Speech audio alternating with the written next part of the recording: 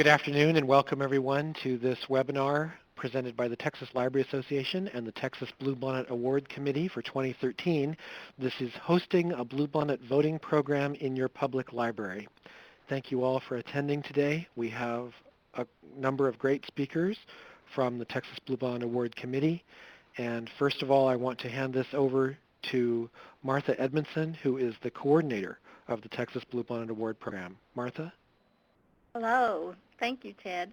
Hello and welcome to hosting a Bluebonnet program in your public library.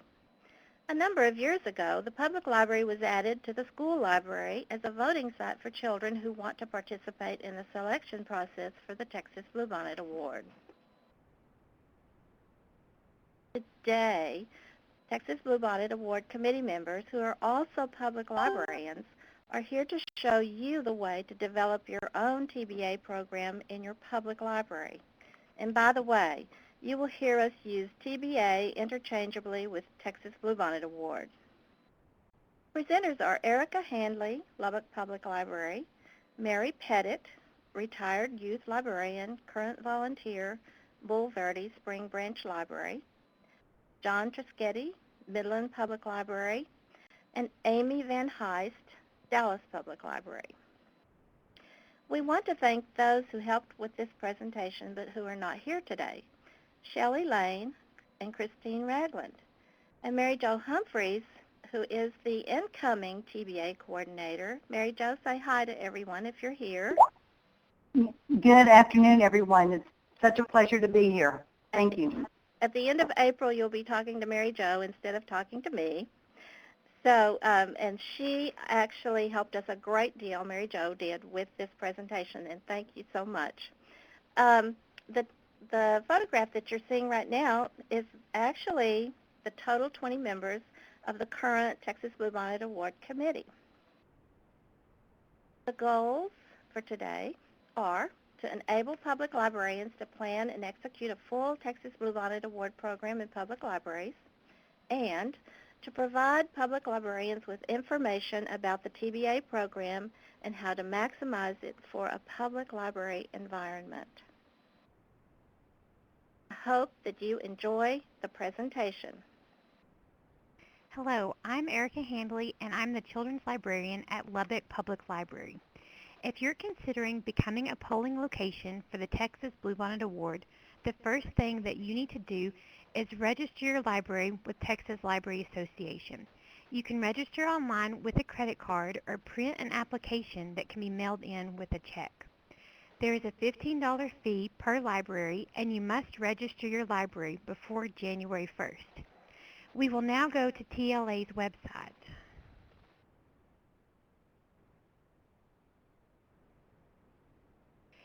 To register online, you can select the first link that was on our slide, or you can come here to our forms and resources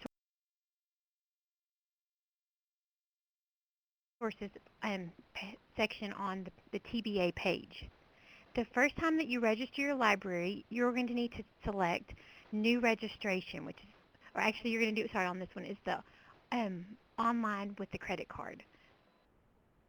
You can also find another form we're going to talk about on the other page in a minute. But the first time you'll do this, you'll go to the new registration, and you'll select that button, and then you're going to fill out the information. Now, if your library has ever been a polling location in the past, you can select from a list of institutions. And on this one, you will always want to select public library for institution and for your school district. For today's demonstration, we're going to select Lubbock Public Library.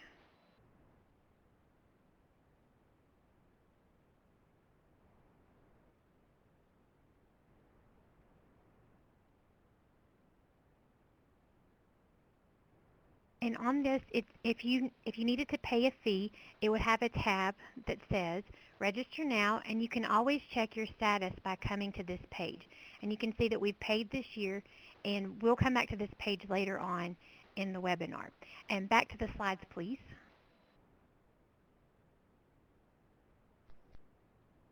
Now, if you are paying by check, the link to the printable form is going to be listed in our shared files that we have here that you will see in a moment. And you can also get to it from the second link that is listed on this slide. Next slide, please.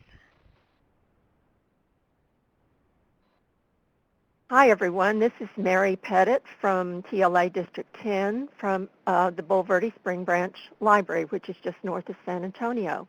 You want to start planning a few months ahead of your program start date.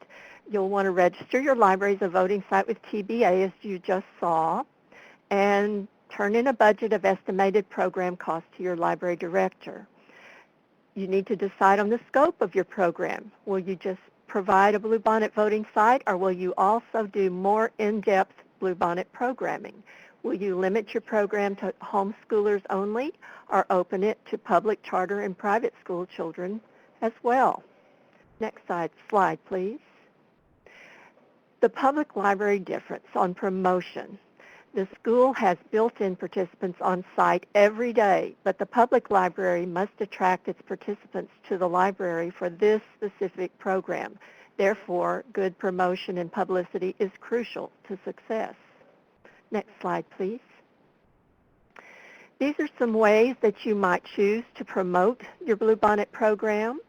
You could send out e-blasts to library customers, promote it on your library's blog or website or Facebook or Twitter or what have you. Create library signage advertising your program. Create brochures, perhaps designed with the parent in mind, since I think parents are the ones that usually pick up brochures instead of the kids. Next slide, please. You could also just use your everyday library contact with your customers to personally invite children to your program. You could wear a button that says, "Ask me about our Bluebonnet program." You could create a press release for local newspapers, or even find a donor, perhaps, to pay for an ad on local radio or in a local newspaper. Next slide, please. These are some ideas for homeschooling promotion. Make sure homeschooling families know about your program as you talk with them in the library. As you know, some people are off kind of homeschooling on their own, but there are organizations, homeschooling organizations, where people pool their knowledge and group together to assist their kids in their education. So you need to find out about these, and the way you do is by talking to your homeschooling families. You could speak at a local homeschooling meeting in your area. You could publish an article in a local homeschooling e-letter or newsletter, or perhaps send an e-blast through a local homeschooling association. Next slide, please. These are some ways that you can, in particular, let the school librarians in particular, know about your program. You could contact the school librarians in your area to explain your program. You could ask the school librarians how you can send out an e-blast or flyer about your program to grade 3 through 6 parents at their school. You could make school visits to library or to classroom. You can speak at parents groups such as PTA. Next slide, please. Now, when you're thinking about becoming a Bluebonnet voting site, you may want to do some more in-depth programming, and you could do a smaller program. You could create, say, 1 or 2, for instance, an introduction or kickoff to your program, and then perhaps a voting day. And so, as well as supplying the books, you would also be supplying them with an introduction and with the voting day. You could do a larger program. You could create a weekly, bi-weekly, monthly program, including kickoff and voting programs, and perhaps an announcement party. Next slide, please. In a school library, your activities can be purely academic since you have a so-called captive audience. But in a public library, your activities must be fun, whether they are also academic or not. If they're considered boring by your participants, they won't come back. And don't forget, your participants, homeschoolers included, have probably been doing schoolwork all day and are ready for a break from sitting. They want to interact and move at least part of the time. Next slide, please. These are some types of activities that you could integrate into some of your programming if you're particularly going to focus on one of the books in our list, in our master list. You could integrate science, and I'll give you just a brief example of that, on our new list we have a book called Barnum's Bones, which is about the discovery of the first Tyrannosaurus rex skeleton. And so science could very easily be included in that, and we'll talk more about that later. There's arts and crafts, of course, writing activities, reader's theater, which we provide for you for each book, choral reading, music, dance, games, cooking or food preparation, discussion, computer activities, Skype visit with an author. They used to do those for free, but now sometimes they charge. You'd have to contact each author to find out. And guest speakers or facilitators. I know, for instance, I'm not very good with arts and crafts, so I usually have someone come in to help me with that.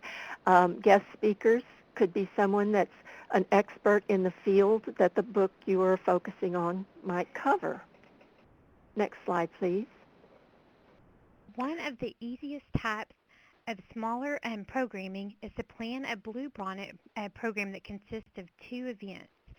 Host an introduction or kickoff party. An excellent way to introduce all 20 books at your kickoff party is to purchase and show our TBA video that is made each year featuring trailers of all 20 nominated books and author interviews. And there's options on the DVD, and you can show just certain trailers. You don't have to show all 20 trailers at a time. Another thing you can do is have a voting day event. Talk about voting in a democracy. Have students campaign for their favorite book and have them create campaign posters. The kids at my library love doing that. And another thing you can do is maybe a celebration party may be in order. Next slide, please. Another option is to host a book club. You can assign the children to read the same book and meet to discuss those books. That's the kind of book club that I have. And if you need examples of places where you can get cheap paperbacks, if you're going to have like your friends group provide paperbacks for everyone, the Scholastic Warehouses sales that are in May and December, that's a really good place to look, and Amazon has some good prices too. Some librarians let the children all read different books on the list and then talk about the ones that they read. And then another thing you do, sometimes book-related activities are included in these sessions, and the kids really love doing that. I know last year we made slime for one of the books. Next slide, please. Another type of programming involves book talking. With this type of program, you would book talk different books on the list each session, perhaps paired with activities to go along with the books. You have introduced that day or activities with a general Bluebonnet theme in mind. Next slide, please. There's also read aloud programs. This happens to be what I use in my library, and this type of format involves reading a book in its entirety to the group, and then afterwards having interactive book-related activities. The current Bluebonnet books you read aloud may be counted by those children toward their required Read 5 titles that they need to have read in order to vote, because hearing them read aloud does count. Next slide. Okay, let's look at the extraordinary resources that we've gathered that are available to you on the Texas Bluebonnet Award site, and that is part of the TLA site, and we're going there right now.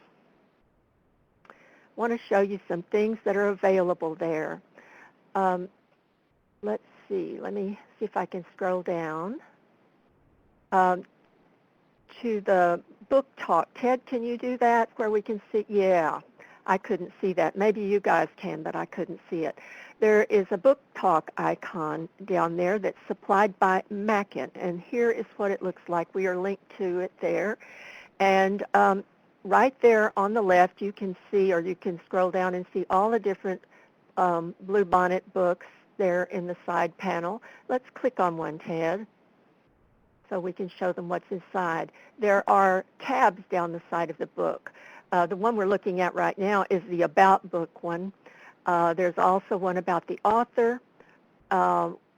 There it is. And then there's the ratings, which I like to use with my kids. You can go to this site. I like to do it shortly before we vote, maybe the session before we vote.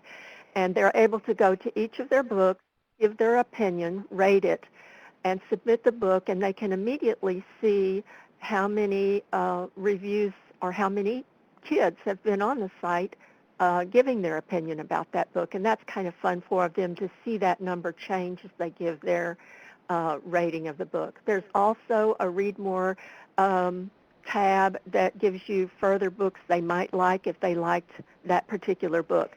Now, these are for last year's books, the list we just voted on in January. They haven't quite yet gotten the new one up, but I thought we'd show you the old one so you'd know it was there. If we could go back to the TBA website now.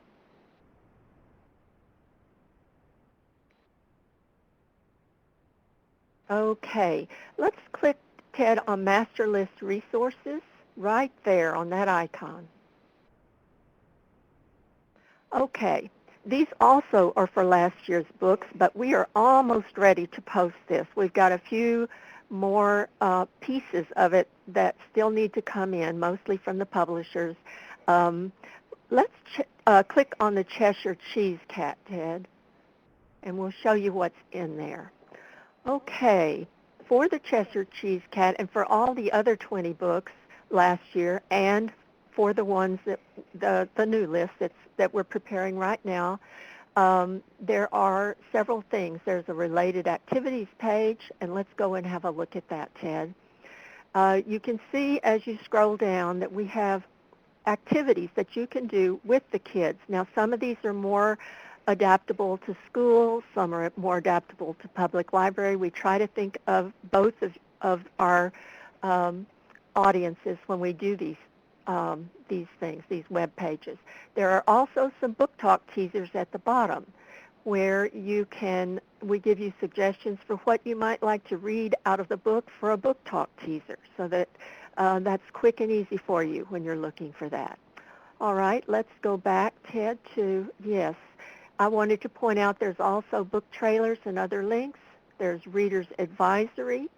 Right here are the book trailers and other links. Right here you can see an embedded video of an interview with the author of Cheshire Cheese Cat, and so on.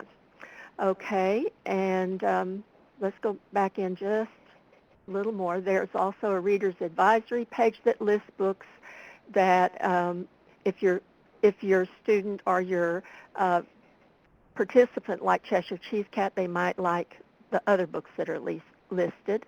We also have a Reader's Theater and book reviews for Cheshire Cheese Cat, and we will do that for each of our books on the new list. All right, Ted, I think we can go back to our slides.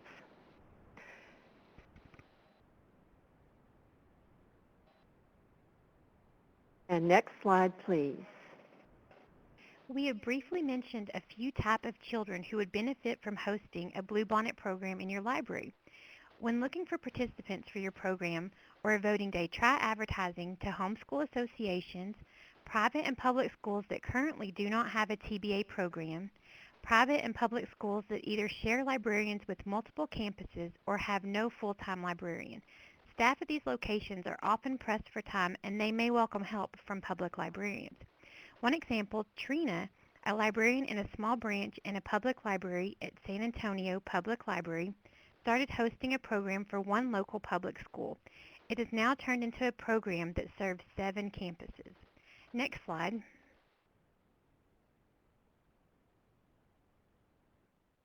Hi, I'm Amy Van Heist with the Dallas Public Library.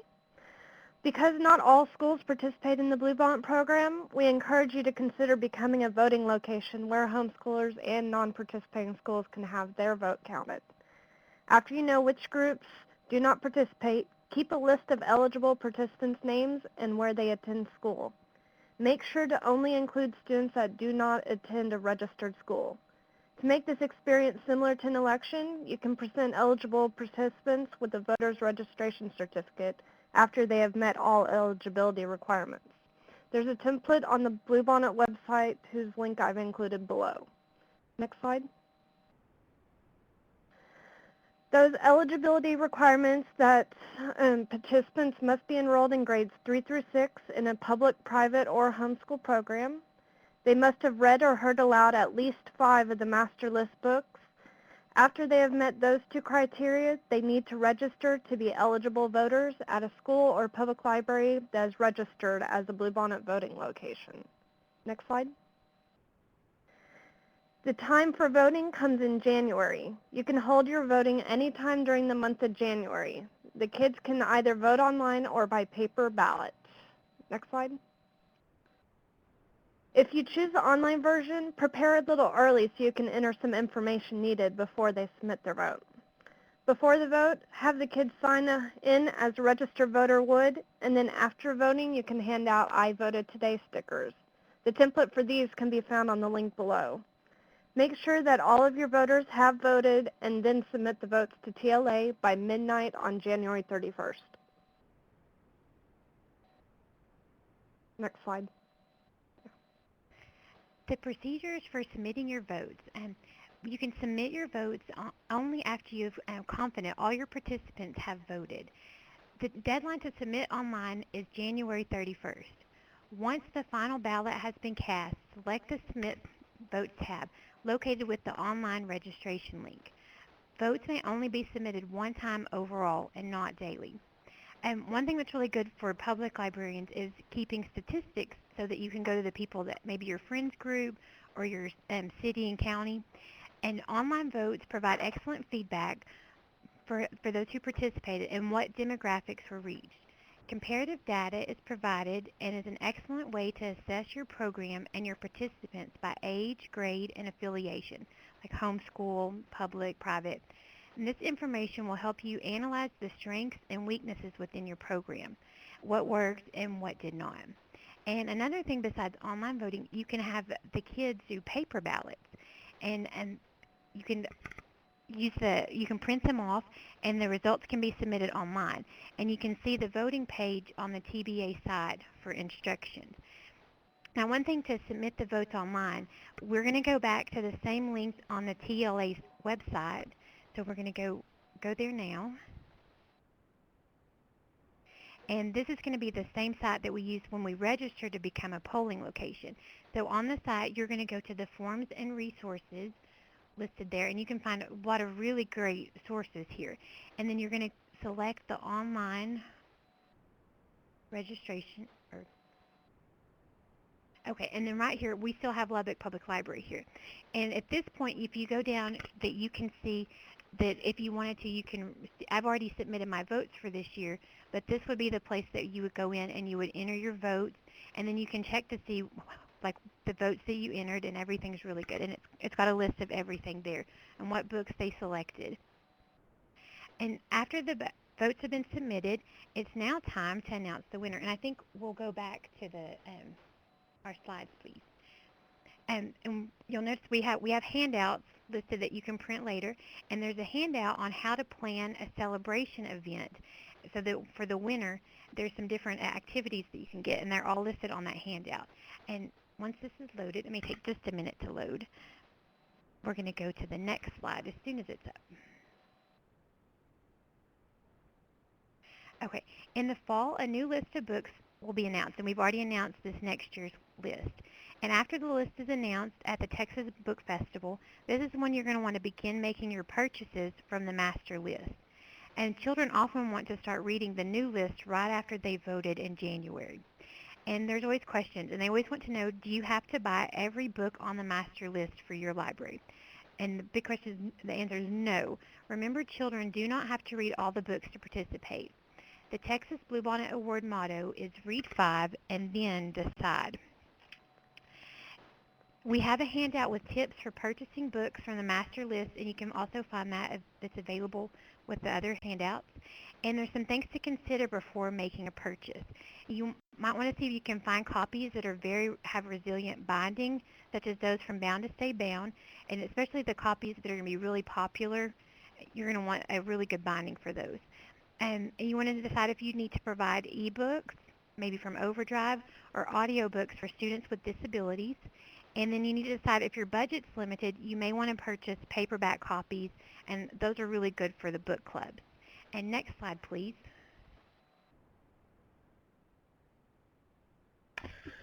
Hey ladies, I'm John Truschetti, better known in the library world as Mr. T. I'm the director of the Midland County Public Library System, but was youth services for many years before I got suckered into administration.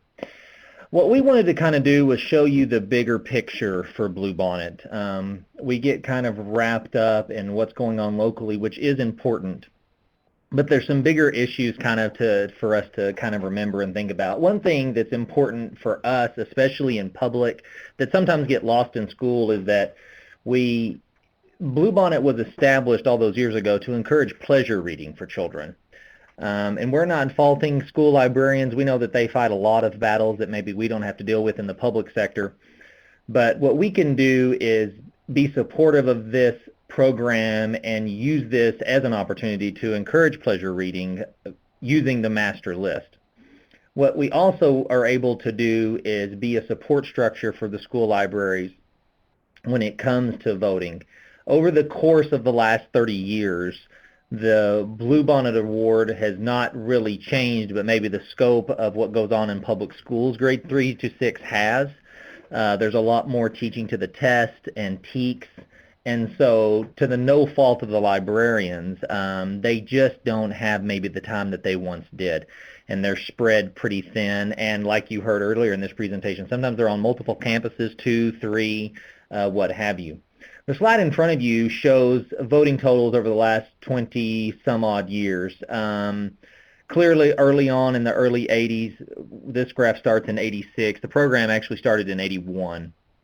You had good participation, over 100,000 statewide. And you can see over time the scope of that is a pretty good steady stream tick up. You have some ticks down, and there's any number of factors that can contribute to that. Most of the time, it's been our experience that it's economy. The schools either can't afford to buy the books, can't afford to participate in the program, or some combination of the two.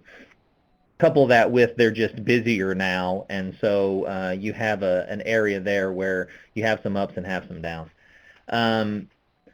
What we really kind of decided is a threshold of good participation over the last few years is about 200,000 votes statewide. If we can hit that, we feel like we had pretty good participation across the board. Last year, 2012, you'll see that it was about 176,000. We've been in that 175 to 200 range for pretty much every year since 2009, and we'd like to keep it there and move and build it up. The challenge is going to be for us is that really the schools have kind of plateaued. The number of schools that are going to participate are kind of always going to be the number of schools that are going to participate. The librarians either have the time and are passionate about it and want to do it and are vested in doing it, or they just don't. And so that number is not going to fluctuate a lot. Public libraries is really where the growth for this program is. It's the next big boom for this organization and this award over the next 10 or 15 years. If you show the next slide. Because we are just now beginning to kind of participate. We've only been able to participate somewhere between 03 and 06. There's not a real firm number. No one can remember the exact year that they changed that rule from having to be school libraries to school-aged children, 3rd through 6th grade. You see in 2012, which is last year's number, which would be the Origami Yoda year, about 1,098 public schools, which is right where it kind of always is. It's always kind of between 1050 and 1150. But public library number, as you can see, is not very good at all, with 143 votes statewide, which is only about 14 votes an institution. What we hope to do is we identified this number and really tried to make a push, this webinar being one of those areas that we push. A lot of us have been speaking out. You talked it up at conference. I know Martha and Mary Jo have done a lot of work. I know that TLA is supportive of that. And so what we hope is that more public libraries come on board, but don't get frustrated. I think your first couple of years you'll see that you maybe don't have the participation that you would like, but if you'll stick with it, the school libraries that can't do it will start funneling people your way. If you really dial into the homeschool audience, you'll see those numbers uptick. So we're hoping that if you're not currently doing it, that A, you decide to, and that B, you really kind of give it a 2 or 3 year try, kind of really commit some funds, talk to your director and say, this is what we're thinking. We're not sure how it's going to go, but we'd like to give it a try and see how it goes over the course of maybe 2 or 3 years, to really show kind of some support for not only this award, but what it means for the children and what it can mean for the support structure for those school librarians. So the 2012 numbers were discouraging to us, so we really began to give it a push. Go ahead and show the next slide. This year's numbers, the 2013 numbers, so the one we just did, that postcards from Camp 1, you can see immediate results from that push. 54 more public libraries across the state participated. While the votes, again, are not what you would want them to be, I think that if most of those organizations do it again next year and that number upticks, we'll continue to see an uptick in those numbers. And the total, as you'll see, kind of the number of total votes was very flat. It was about 173.8 this year, is 176 last year. So the growth for this award is really in the public and the public libraries. And we think that, you'll see a couple of charter schools listed, a couple of homeschools listed. We can be supportive of those organizations. We can take that burden off of them and really be kind of the go-to point, and it's kind of a win-win for everyone. But we got to have good relationships with our school librarians, which I would think most of us do. We're kind of in the same business, and if they feel like that they just don't have the time or the funds, we certainly want to think that we can help support them in that. Do I have another slide? I think we definitely want to leave time for some questions and answers on chat, and I think we may go back and catch something that Mary forgot in resources. So. Yes, Martha, John, thank you for that. Sure. Mary Pettit would like to show you, we were not sure how much time we were going to have, but we really want you to understand how rich our website is. And Mary wants to take you back now to that website and show you a few more things. Mary? Hi, can you hear me? Yeah. Okay, yes, here we're back at the website, and I want to go back to that very rich forms and resources button that's on the left-hand side of the site and open that up. Okay, and if you scroll down, you'll see that, where you register, where you can purchase our video and all of that kind of thing, because we do make a DVD every year, as we mentioned. But if you look on down, you'll see free resources. And in particular, there's ideas for promoting a Bluebonnet program, which is a gathering of ideas from librarians all over Texas. A lot of them were sent in by school librarians, but a lot of those can be adapted. So those ideas for promoting a Bluebonnet program that's under free resources is a good one. There's voting activities. There's that sticker template, that I voted sticker template that Amy mentioned, the voting license that she mentioned, if you want to use that with your kids. There's logs that you can use to track what they've read. There's several different types there. And then at the bottom, there's the Bluebonnet 101 webinar, which was from a TLA presentation we made, I believe it was in 2010. Mostly it was school librarians doing that, but the thing is, with a creative mind like I know all of you have, you can use some of those ideas to adapt to your public library. I just am glad I had a chance to go back and show you this very rich page that we have under Forms and Resources. Okay, back to you, Martha. Thank you, Mary. Ted, can we take it back to the presentation? Thank you. I wanted to take a minute, this is Martha again, I wanted to take a minute to tell you about the luncheon. If you're new to the Texas Bluebonnet Award, you may not know that the luncheon is kind of the culminating event of the Texas Bluebonnet Award year. After the children vote in January, they choose the winning author. Well, we contact the author and his or her publisher, and they bring that author to the Texas Library Association conference that's held every year in April. And we have a luncheon, a big luncheon.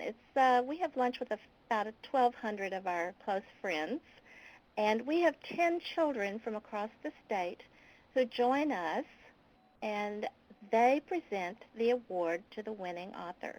If you've never been, it is fabulous. It's just a wonderful, wonderful event. And in order to make that event happen, we have some sponsors that we'd like to tell you about and thank them. Bound to Stay Bound Books is a sponsor of the Texas Bluebonnet Award Luncheon. And also, Mackin Educational Resources provides the funds for the families of the children. We have an endowment that pays for the children to come to the luncheon, but Mackin actually pays for a parent to come with them so that they don't have to have that burden in their budget. But the good thing for you, besides seeing all of this, is that we have wonderful door prizes. We have a whole committee that works all year getting door prizes for this event. So we hope that if you come to Fort Worth in April, I believe it's April 24th through the 27th, that's when the conference is. The luncheon's on the April 26th, which is Friday. We hope that you will join us. And when you register, you have to buy a ticket to the luncheon, but it is so worth it. All right. Thank you now for joining us, and I want to thank Mary, Erica, Amy, and John for a great presentation today. And I want to let you know that if you have questions, additional questions, we're going to give you time right now for questions. But if you'll email us, there's a contact page. It's the bottom link under web links. There you can find our information and ask us questions. We love to hear from people who are doing Bluebonnet programs or have questions about doing one. Okay, now Ted, I'm going to hand it back to you, and we'll start the question and answer period. Thanks so much. Please feel free to chat any questions you have. If you chat them in the little box at the bottom of the chat column, we will see those and we can refer those to our panel. And I see one question is coming through.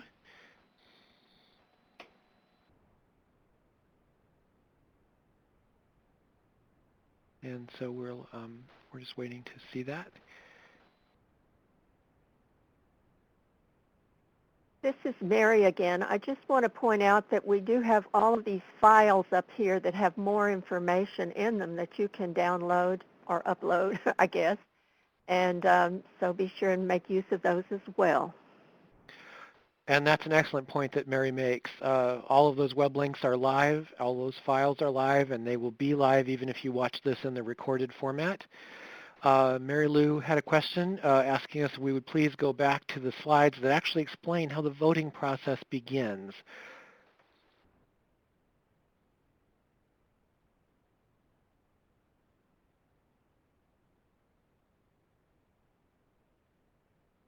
Okay, Amy, do you want to... I'm wondering if she means how does the library first register to vote, as in what she was talking about, the $15. Was it that slide she was talking about? Okay, where is that slide? Is that... It's at the very front. It's the very first. We can actually just go to let's go to the website, Okay. and we can go back through that. That's a good idea. I'll carry us over. Okay. And then we'll go back over that so that everybody can see. Okay. When you go to our TLA site, on the TBA site, you're going to find like the links on the side, and you're definitely going to want to click on the forms and resources. And the very first thing that pulls up on that site is going to be your registration. And this is also where, after the kids go through and vote for their books, that's where you're going to go in and submit their votes. And you're going to register online. If you're going to pay by check, there was a form right below that you can go in and you can print the application and mail in to TLA. On this site, if you've never been on here before, you'll select that new registration, and you'll have to enter all your information in there. But you might never know. You may have at one point been a polling location, and so if you go back to there, And I think I said the institution type, you'll always, in the school district, you'll always want those to be public library. And then once you select those, it'll bring up a list of institutions. And so let's see, if we go to the very top, we can look to see if maybe like Andrews County, I'm not sure if Andrews has ever been a polling location, but we can check to see if they have been.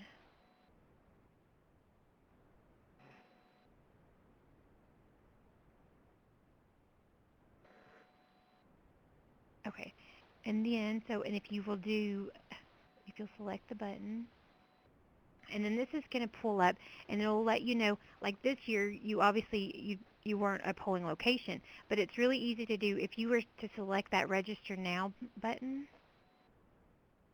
it's going to pull up any of your old contact information, and so if this isn't current, you can go in and you can change that out, and then once you enter all that, you'll scroll down to the bottom, and then you're going to have to agree to TLA's terms, and then you would proceed to the payment form, and that's where you'll go in and enter your credit card information. And you want to make sure that you'll do that. They'll get it set up pretty soon where you can go in and do it for like the next year. And this is also like maybe you forgot, oh, did I pay? And maybe you sent your payment in the summer and it comes close to January, and that's where you can go in and you can look there. And you just need to make sure that you register before January 1st so that the kids, that you can go in and be a voting location. And TLA is really good about sending out emails to remind you to go in and register. Also, that same page, if you want to look and see which of the schools in your area has registered in the past, you can do that by switching to let's say the public school ISD, and then you can look up the school district, and then you can look up the institutions. Now, this isn't current for next year, of course, but it shows you who has established an account in the past, so you have some idea of that. I think that was Lynn's question. If she could go in here and look up her schools, and I think you noticed, Lynn, correct me if I'm wrong, that the schools had changed maybe their grade levels at campuses or something, and they hadn't changed it here. I actually don't know how that happens, but the schools would have to do that. I would think it would be the schools that would have to see that was changed, but I think that might be an indication that they might not be participating, and if you contacted them, that they might be happy to have you help them run a program in your public library since they're not doing it. I think anytime you have a public school who is not doing the program in the school, that is a great audience for you. And look at those numbers. You might get 200, 300, 400 children instead of 14, like you might have if you only do homeschools. So it's a very rich statistical place to go for participants. And I was going to say, I think with Tracy's question, what you'll do for like this next year, and you may have gotten all that answer from Amy, but anybody that you'll just want to make sure you go in and register just sometime, pretty soon. I think Ted, do you know if they open that up like in the summer? I can't remember when they usually have this reset. And then as soon as you get your registration in, just make sure you get it in by January 1st, and then you'll have next January, from January 1st to the 31st, for the kids to go in and to vote, and you'll submit their votes in there. Hopefully that answers all the questions. Okay, thank you, Erica. Are there any other questions? We have a few minutes. If anyone else has a question.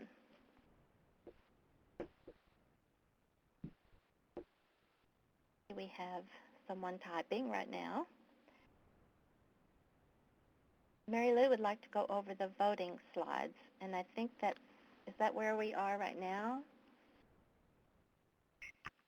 Or do I need to move it? Amy, Erica, which one of you? Is she worrying about the registration of the children? Okay. She's writing something. Yeah.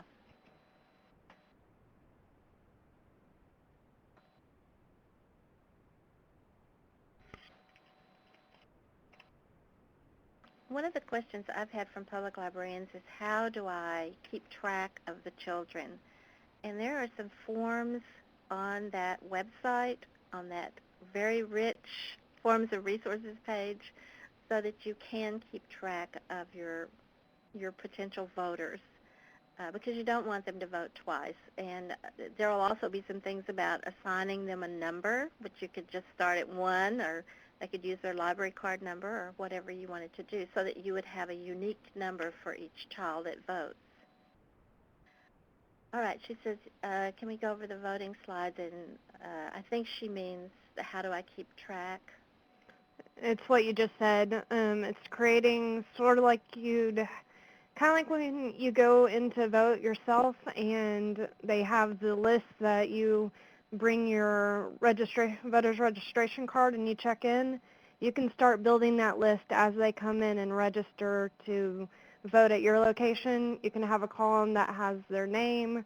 Like she said, you could have them have some kind of ID and then list what school they go to. And then in a column next to that, they can sign their names when they come to actually vote. You know, I think, Mary, if you could chime in here, Mary, about what you do. Some, like if you're in a bigger district, you may have some elementary schools or middle schools that participate and some that don't, or that they have their own Bluebonnet program.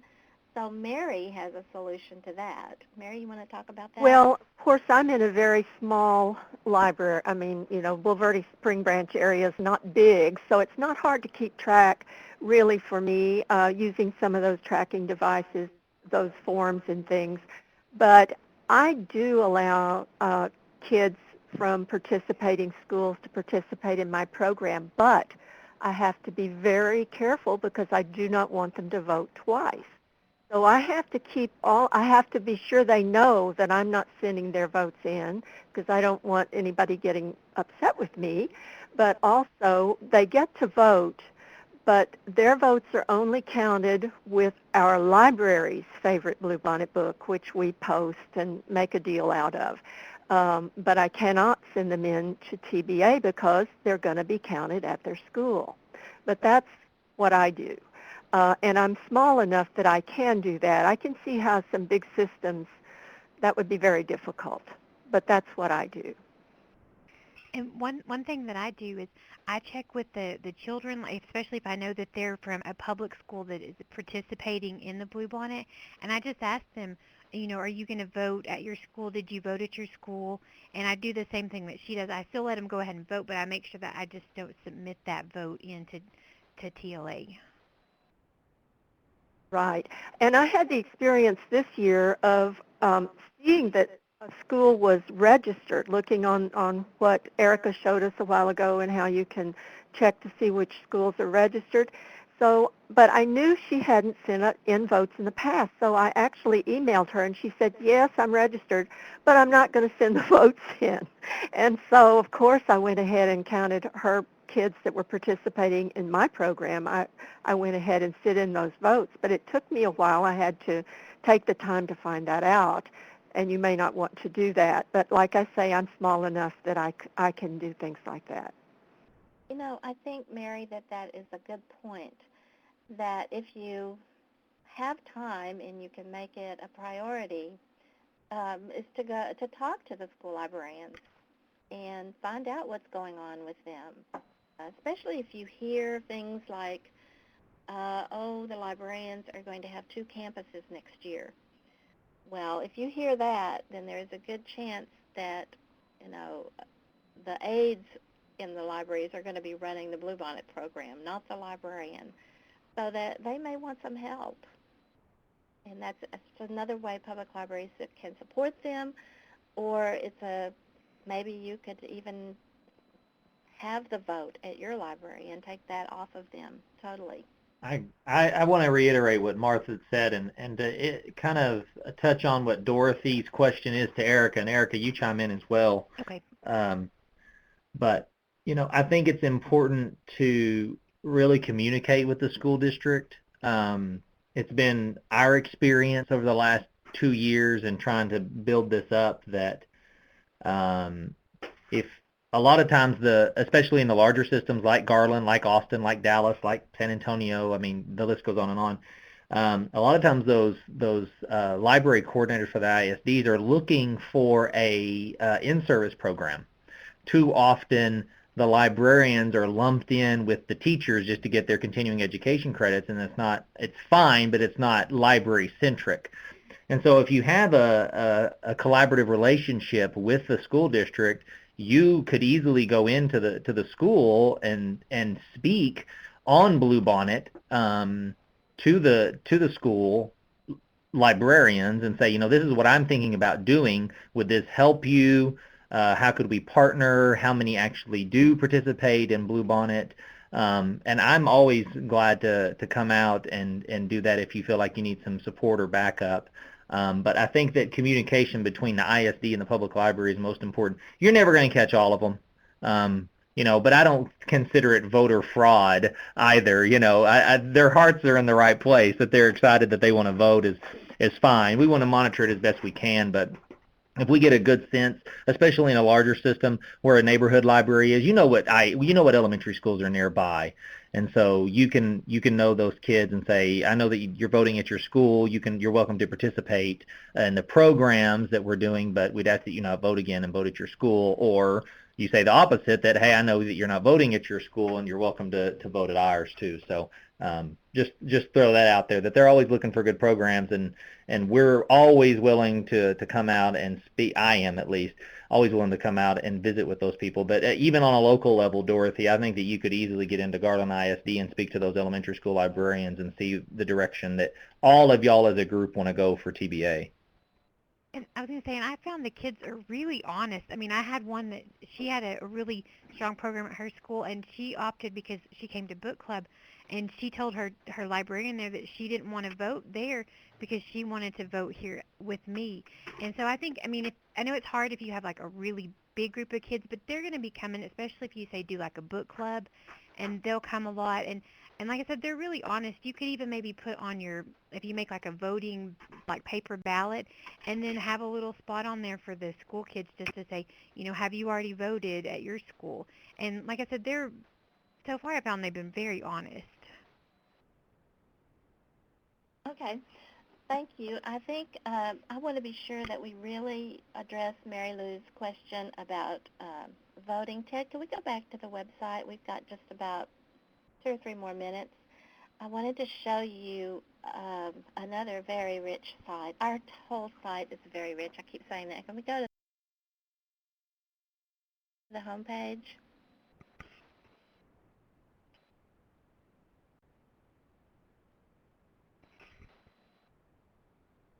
All right. On the left, you will see right under the logo for TBA, you'll see a whole list of things, and all of these, there's that contact if you want to email us and ask questions. But down at the bottom, you will see voting resources. Would you click on that tab, please? There's just about anything you would want to know is here. Preparing to vote is the first tab, and then over to the right at the top there is conducting the vote. That tells you many things about what you need to do when you are ready to vote. And then there's submitting the ballots. So there are instructions to help you all along the way. And next January, when you get there and you just can't figure it out or you have trouble, then that's where the Contact Us page comes in. You email Mary Jo, who will be the coordinator at that time, and she will help you. She'll either put you in touch with the TLA staff who will help you, or she may know the answer to be able to help you. So I hope that addressed your question, Mary Lou. Like I said, this website is extremely rich. You should explore it and find out what's there. Okay. If there are not any more questions, I think we're about out of time. Ted, do you want to take it from here? Thank you, Martha. We want to thank everyone who attended today. We will be finishing up this recording, and we'll send a link to the recording to everyone who registered, and it will also be posted on the TBA site that we've been looking at along with the PowerPoint slides. Don't forget that all of these documents are also on both the recording and on the website. So you have a tremendous amount of resources here to help you in creating a voting program at your public library. I want to especially thank the voting committee, the organizing committee, and Martha, who coordinated all of this. And again, thanks to all of our sponsors who help